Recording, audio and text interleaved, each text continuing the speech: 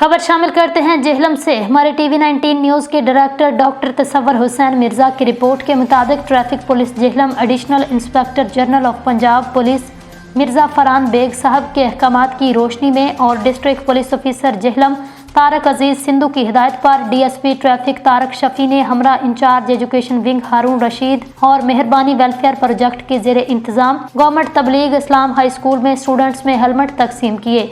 इसका मकसद तुलबा में शऊर बेदार करना है, वो ट्रैफिक कवानीन पर अमल करें, मोटरसाइकिल पर हेलमेट का इस्तेमाल लाजमी करें ताकि वो सर की चोट से महफूज रह सकें। District traffic officer Jhelum Tariq Shafi, doctor Abdul Ghafoor Malik, doctor Sheeba Akram Hashmi, Mohammad Umar Bhatt और focal person traffic police Abdul Ghafoor Chauhan, principal Arshad Mahmood ने मोटरसाइकिल सवारों में हेलमेट तकसीम किए। उनको हिदायत की हमेशा हेलमेट का इस्तेमाल करें। ट्रैफिक कवानीन की पासदारी करके हम अपने साथ साथ दूसरों की जान भी बचा सकते हैं। ट्रैफिक पुलिस अवाम में ट्रैफिक कवानीन की पासदारी के लिए अपना किरदार अदा करती रहेगी ताकि कीमती जानों को बचाया जा सके। आखिर में प्रिंसिपल अदारा हज़ा और स्टाफ ने डॉक्टर अब्दुल गफूर मलिक और डीएसपी ट्रैफिक का शुक्रिया अदा किया।